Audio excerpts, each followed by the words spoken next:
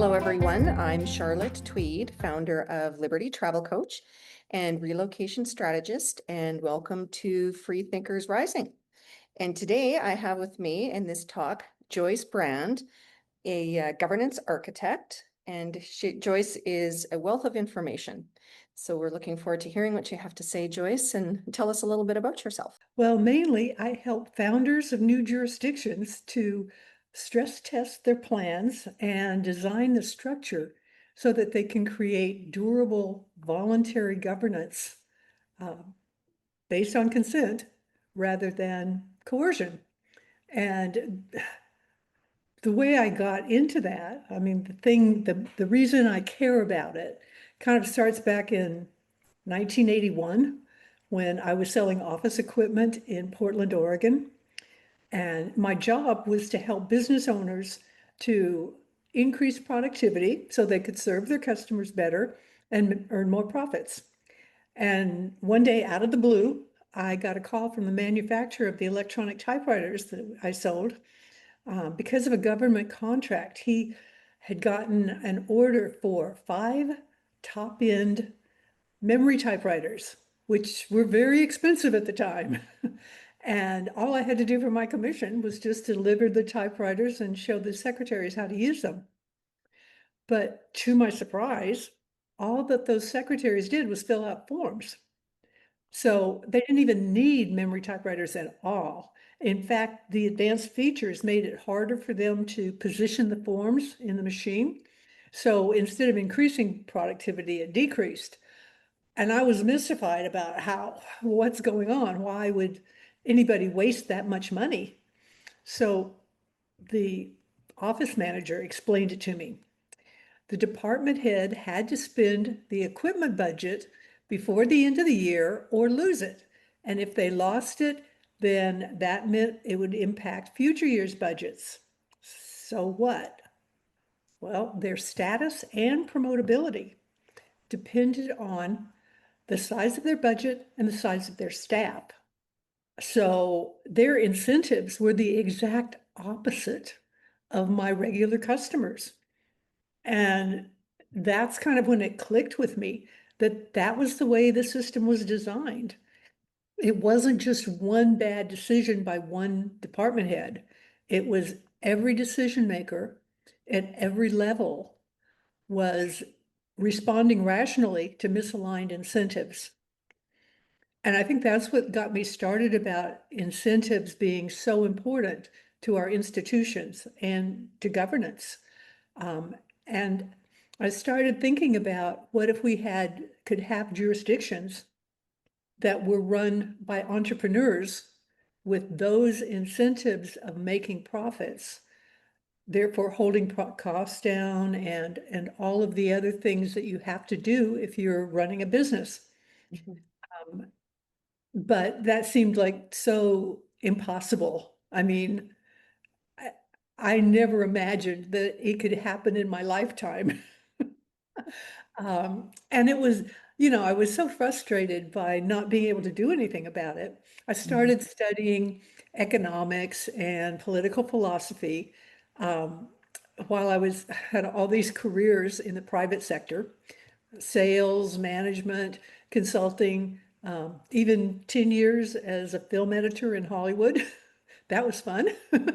But it took me, well, it's been 45 years, and I've finally seen the solution to that problem of government incentives.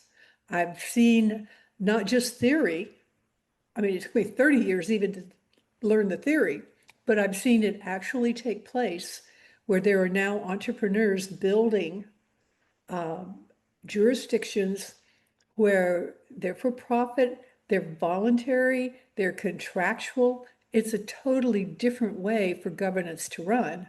And when you think about it, it makes so much more sense because governance should be a service. There are services that we want from the government, which is mainly security, that's protection of life, liberty, and property, a legal structure we can count on to be fair, that's super important, And then infrastructure, the things that we can't build for ourselves, like roads and bridges and water treatment plants and, all of those other things.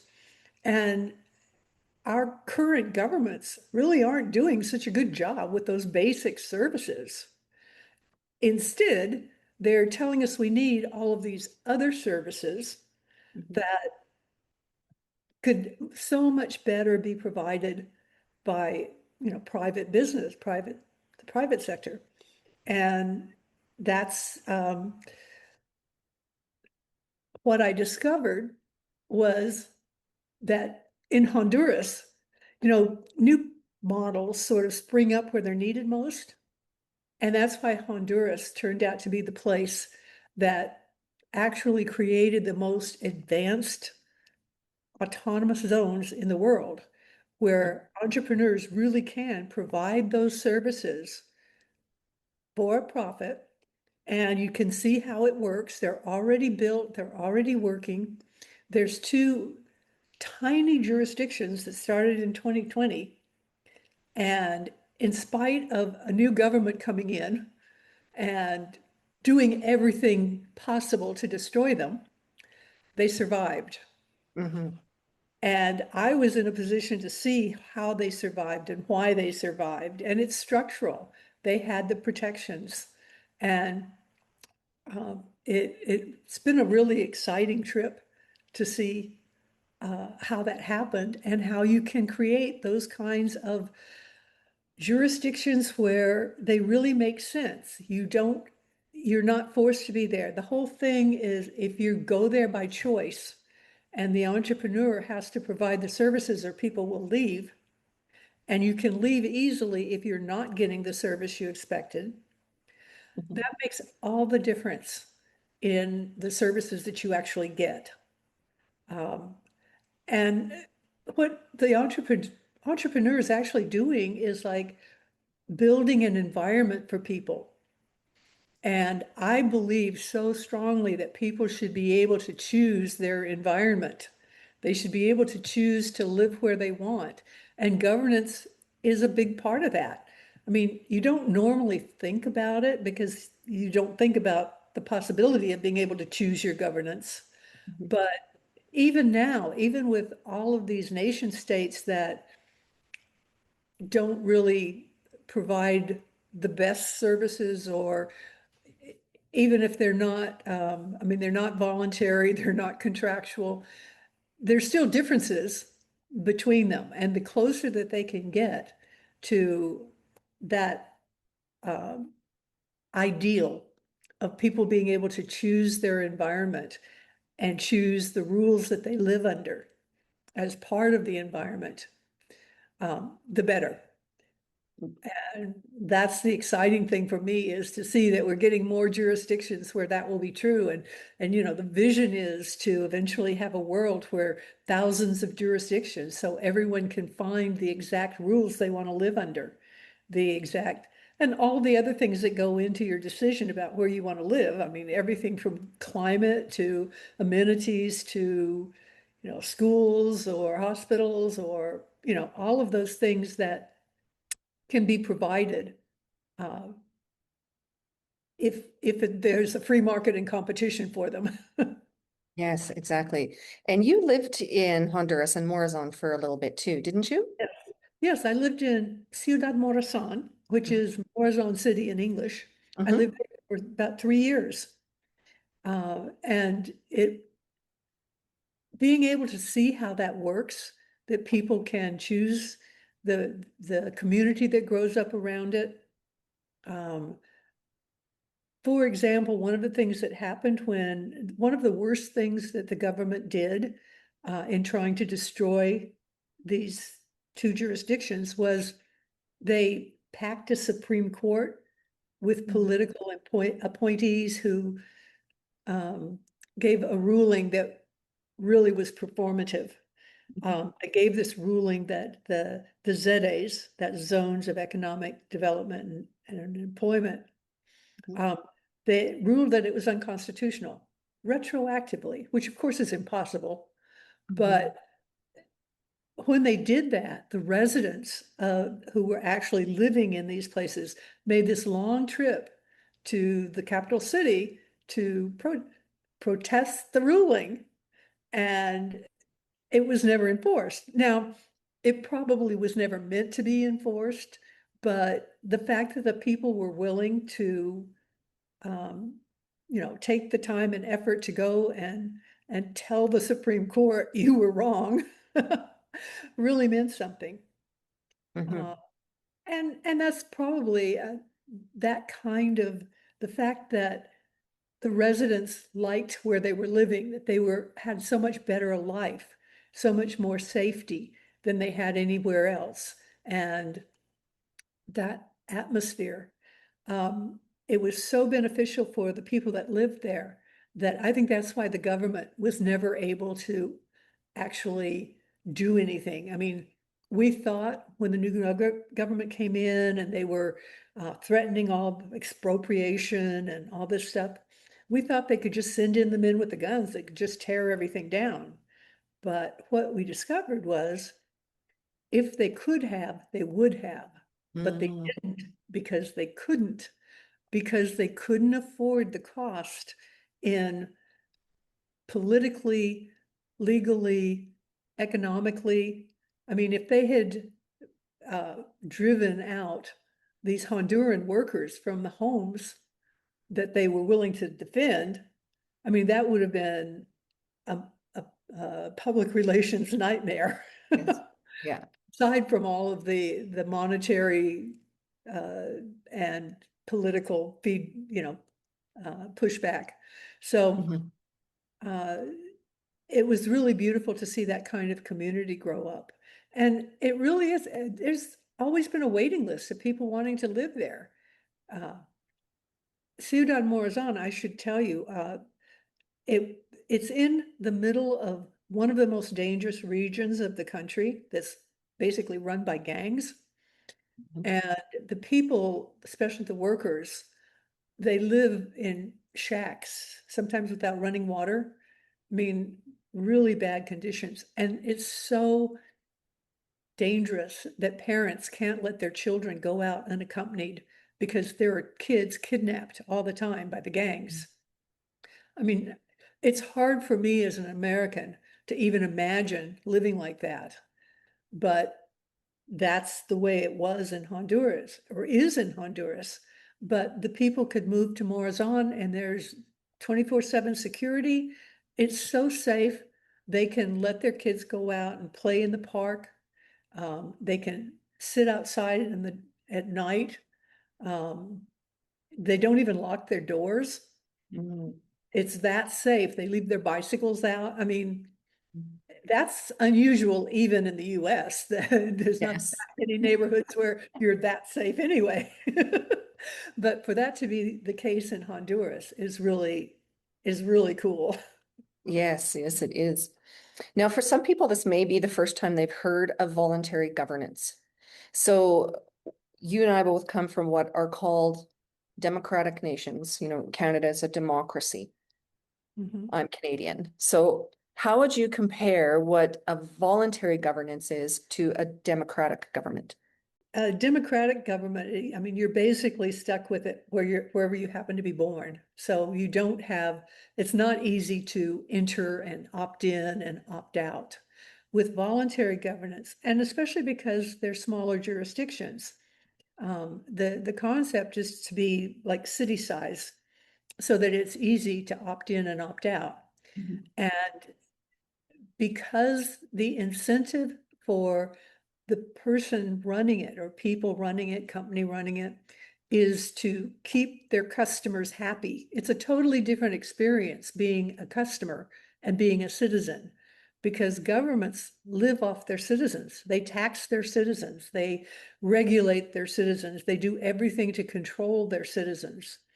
But customers are a totally different class.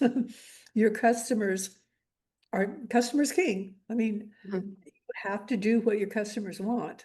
And that if they're voting with their money and voting with their feet, then you know that they're actually telling you what they want. Mhm. Um, it's easy in a democratic society to go to a polling place and fill out a ballot for something that you think sounds good. Like, oh yeah, everybody should have a basic income. Well, who pays for it? And do you really want to pay taxes high enough so that everyone gets an automatic income without working? I mean, that's not really, people might vote for it, but if they had to pay for it voluntarily, they probably wouldn't. So Mm-hmm. that's where you find out what people really want. If they're willing to pay for it, that means they really want it.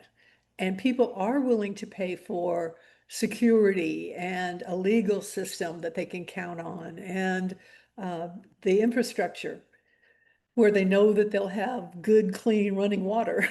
Uh, that kind of thing. Um, that's the big difference between voluntary governance and a democratic governance. Mm-hmm.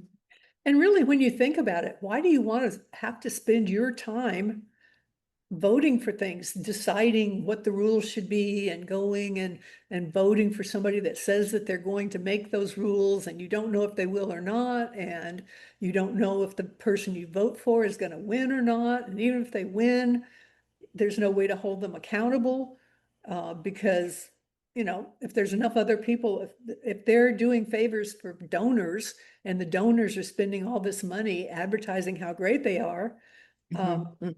Mm-hmm. you're stuck with these people that aren't giving you what you want. And Mm-hmm. that's the big, voluntary governance is such a different thing. And I really believe that the time will come, probably not within my lifetime, but the time will come when there will be so many of these smaller jurisdictions all over the world that people can find exactly the rules they want to live under and the other conditions, all the other conditions that go along with it. Like Mm-hmm. what you do with helping people find the places that are right for them. Uh, Mm-hmm. when there are thousands of them all over the world, then people will be free to find the place that really fits all their needs, that gives Mm-hmm. them everything they want. And it's like in the future, we will subscribe to governance rather than submit to it. Well, and you had said it earlier, you touched on it, that government is supposed to be the servant. Yes, They're supposed to serve us. And I supposed to. supposed to. And I think the word that gets tossed around a lot in both the States and Canada is we have to preserve our democracy and save our democracy. And to me, I always say, well, democracy is only 50 plus one. Yeah, So the other 49% are forced to go along with what they do not want. And if you exactly. look even at the way that Canada is divided up with voting, it's not even 50% plus one that votes in who's running the country. It's way less than that. And so it's not really a true democracy. Democracy is not the model that we have been, wonderful model we've been told. I think the Yes. voluntary governance model is far more attractive for so Yeah. many reasons. And in a way, it's actually more democracy than what we have. I Mhm. mean, democracy is supposed to mean rule by the people, Yeah. but the rule by the people, if it's just a matter of mob rule, or if you can get enough of a gang together to pass a law that takes money from some people and gives it to others, I mean, that's not real democracy. Real democracy is when people are voting with their money and with their feet. And they shouldn't have to vote with their time. They should be able to choose what they want and then go on with their life, spend their Mhm. life doing other things, not spend their life or spend their life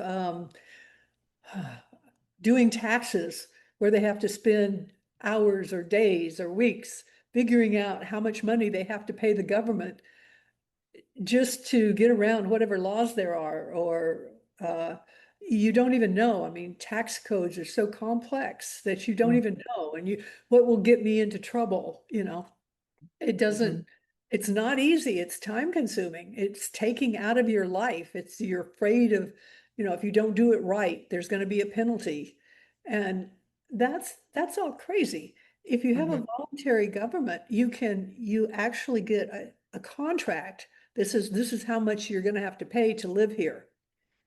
And Mm-hmm. that contract can't be changed on you by your neighbors ganging up and saying, no, we want taxes to be higher so that we can get these freebies. Well, nothing's free. So Yes. somebody's paying for it. Mm-hmm. And if you convince people that somebody else besides them is not going to have to pay for it, then they'll vote for it. Mm-hmm. And that's the big problem. When you get over 50% of the people getting more from the government than what they have to pay, they're going to vote higher taxes on the people that make a little bit more money than them. And Mm-hmm. it may start out with, let's tax the billionaires, but Mm-hmm. then it gets down to, well, the millionaires, then, if they're a little bit wealthier than I am, they should be taxed more. I mean, this is how it works. And it's Mm-hmm. built on envy instead Mm-hmm. of being built on, hey, I'm paying for the services I want. Mm-hmm. And of course, when the services are provided by an entrepreneur who has to manage their costs, has to give the best quality to compete with other jurisdictions for the lowest price, then you're going to have to pay a lot less for the services you want. Mm-hmm. Uh, it's so much. In fact, the Morazán model was really designed that it wasn't supposed to be any taxes. The actual model ideal, there's no taxes whatsoever. It's just a matter of you pay a fee or you pay your rent, and the rent is high enough to cover these extra services of security and legal, all that.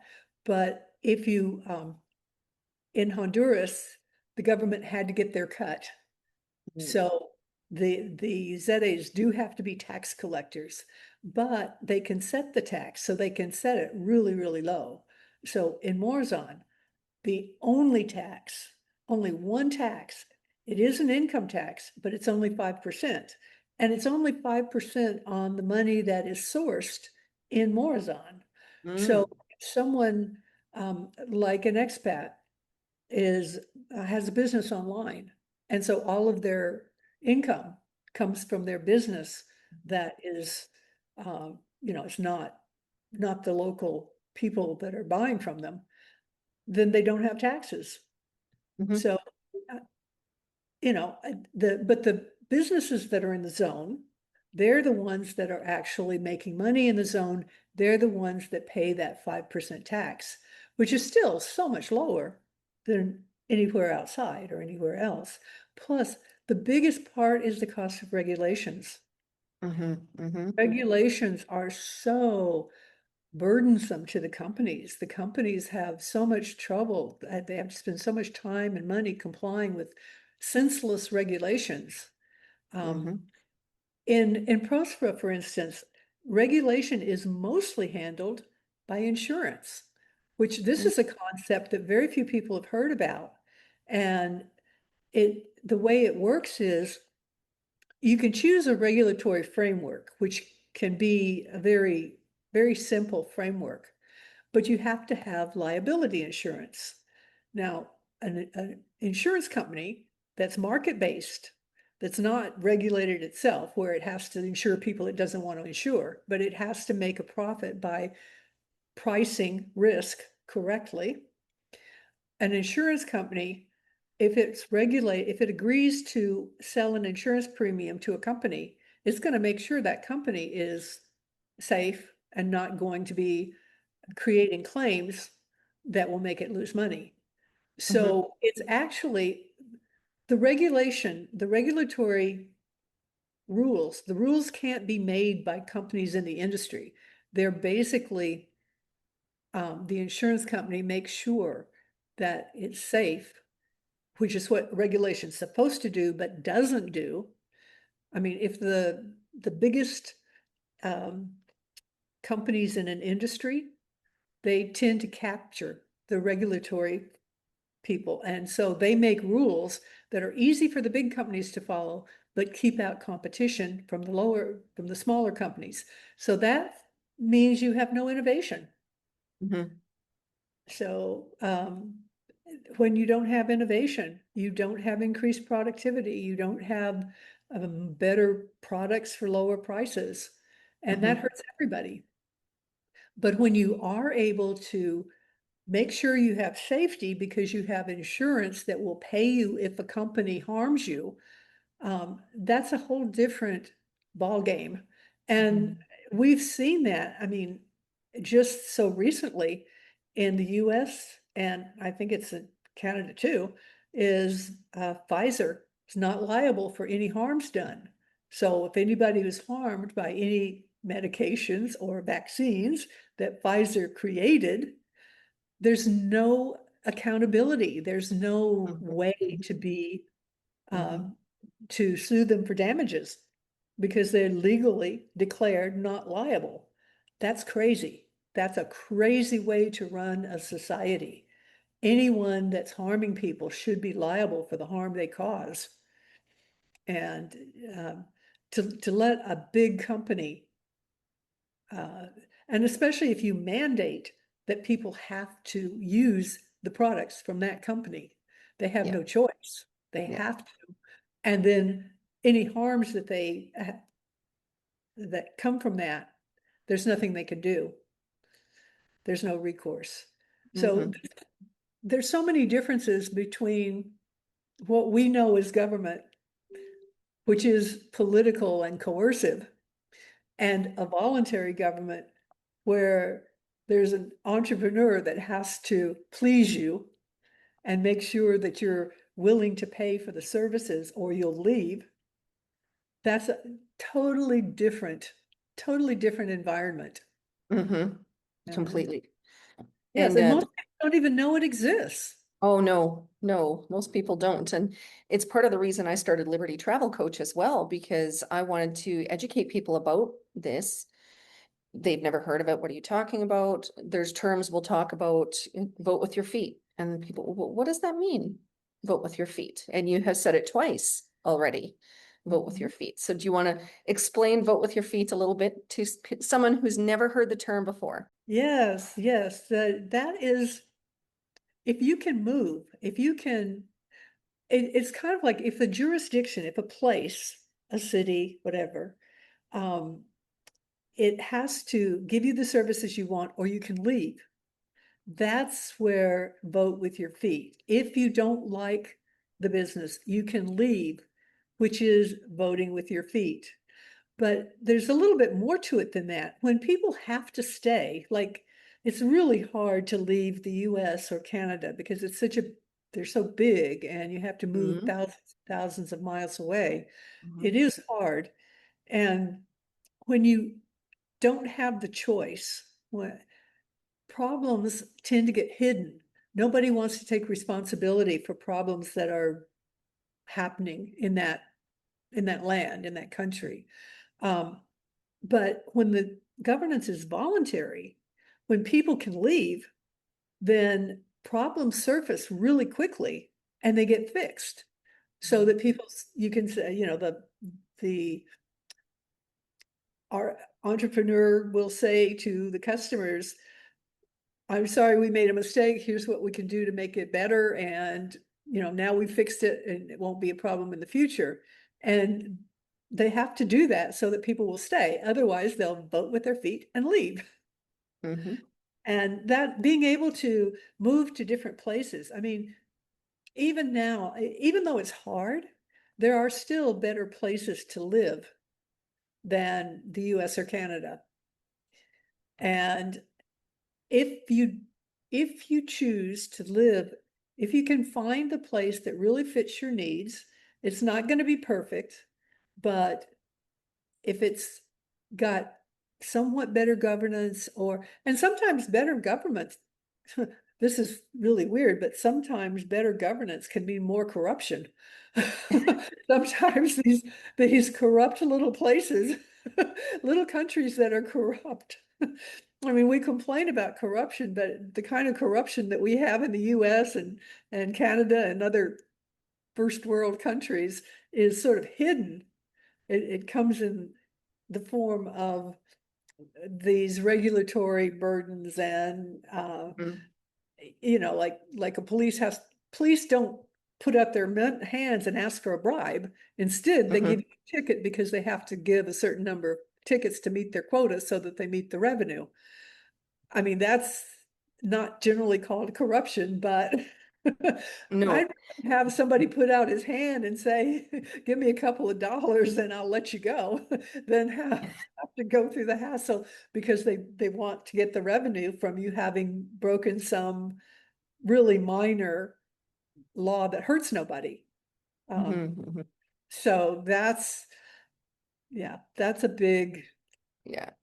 And sometimes those corrupt nations that you are alluding to have less governance, smaller yeah, government, and smaller government, they're less less involved intrusive. with your lives. Yes. They Yes, leave less the people intrusive in alone. your life. And so you actually have more freedom. Yeah. And it is, you can find places like that people live there and talk about how much freer they feel Mhm. just because there's not that constant intrusion in their daily life. Yeah. So hopefully, when governance is really voluntary, it will be much better than that. You won't have to depend on benign corruption. You neglectful corruption. You'll Yes. be able to choose the rules you want to live under. And you had mentioned Próspera. I just wanted, for those Yeah. who have never heard of it before, it's also in Honduras, and we Yes. are going to be hearing more about it from another speaker. So, Ah, great. yeah, yeah. So we will cover more of Próspera in another interview. So, Joyce, what is one actionable thing that people could take or do today to reclaim control based on what we've said today? What is one step they could do? Well, I think probably the most important thing, may sound a little strange, but the most important thing is just realizing what you can control and what you can't control. And maybe you can't move to a better country right now, but you can control your attitude toward what's being done to you by your government. Um, I really like the idea of civil disobedience in the sense of there's a lot of things you can do, like rather than making a big deal about I'm not going to obey this law. It's just a matter of if something is unreasonable, just kind of delay. Don't make a big deal of it, but don't comply if you don't have to comply. And that if everybody were doing that for all of these unreasonable rules, it would get better. I mean, the Mhm. more people that would just do that kind of thing, just don't go along. And when you cede the moral authority to the state, you lose part of your freedom. So just Mhm. knowing that some of the stuff doesn't make sense and you don't really have to follow it just because it's the law. Now, Joyce, you've written a wonderful book. I read the book. It's excellent. You're pioneering prosperity, the Morazán Model for Free Cities. So people can find that book on Amazon, I believe. It is Yeah. on Amazon, yes. Yeah. So if they want to learn more about the concepts you've been talking about, you lay it out beautifully in that book. It's an easy read, easy to understand. You do a lot of fantastic storytelling in there as well. I can relate to your origin story. I worked in government in education for 5 years and I worked in hospital healthcare for 10. And I went through a similar experience when I was in education. I was working part-time and I was trying to get full-time and they needed me full-time, but same thing. It wasn't in the budget to hire me full-time, but there was $10,000 given to this institution to put up a new sign in the front of the a new stone sign, beautiful sign. We didn't need a new sign, but there was Right, $10,000. She had to spend it on that sign. And I'm like, you can hire me for that. And I can work for you for a year. That would be my wage to bring me up to full time. But no, we have to spend it on a sign because so I completely understand where you're coming from with the government budgets and the waste. And I could talk for hours on healthcare, I tell you. Oh, yeah. Canadians, There's no please stop way. thinking your healthcare is free. It is not free. There's no way a private company would do that kind of ridiculous thing. No, They never. have they have to serve their customers and they Yes. have to spend their money the wisest way possible. Joyce, how can people find you? Um, I have a Substack that if anybody's interested in free cities at all, my Substack is called Free Cities, freecities.substack.com. And I do a weekly, it's a free subscription, and I post weekly. So there's a lot of content there. If anyone's interested, they can find information on a lot of different aspects of Free Cities.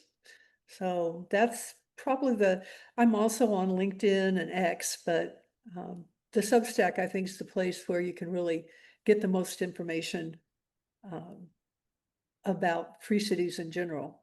Yes, and you're a wonderful writer and wonderful storyteller, Joyce. Thank you for all that you do. Thank you. And thank you for your time today. I really appreciate it. Oh, thank you for having me. It's really been fun talking to you, Charlotte.